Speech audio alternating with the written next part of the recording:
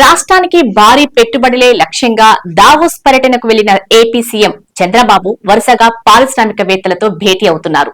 తాజాగా ఆయన మైక్రోసాఫ్ట్ మాజీ సీఈఓ బిల్ గేట్స్ తో సమావేశమయ్యారు. ఈ భేటీలో మంత్రి నారా లోకేష్ కూడా పాల్గొన్నారు. ఉమ్మడి రాష్ట్రంలో సీఎంగా ఉన్నప్పుడు మైక్రోసాఫ్ట్ పెట్టడంతో హైదరాబాద్ రూపురేఖలు మారిపోయాయని బిల్ గేట్స్ కు చంద్రబాబు ఈ సందర్భంగా గుర్తు చేశారు.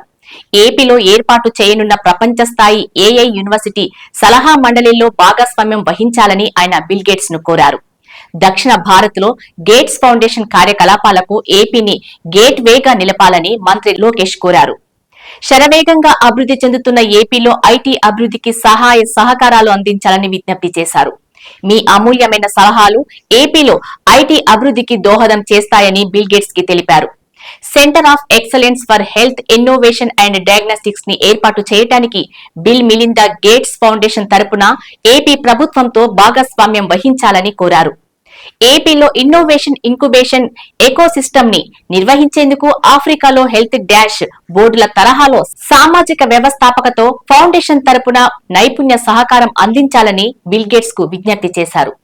ఫౌండేషన్ సహకారంతో స్థానికంగా ఉత్పత్తులపై ప్రపంచ ఆవిష్కరణలను అమలు చేసేలా ప్రభుత్వం పనిచేస్తుందని హామీ ఇచ్చారు.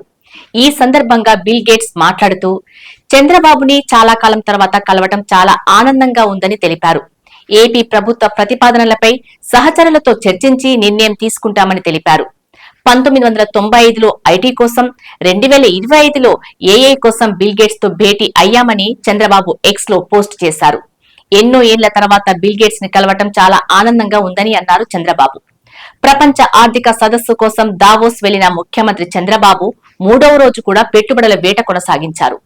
గ్లోబల్ కార్పొరేట్ కంపెనీల ప్రతినిధులతో సమావేశమై ఏపీలోని అవకాశాల గురించి వివరించారు.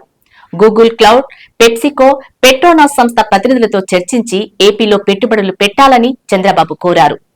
ఏపీలో డేటా సెంటర్లు ఏర్పాటు చేయాలని సెమాసేక్ హోల్డింగ్స్ భారత్ రవిబాబు లాంబాను మంత్రి లోకేష్ కోరారు.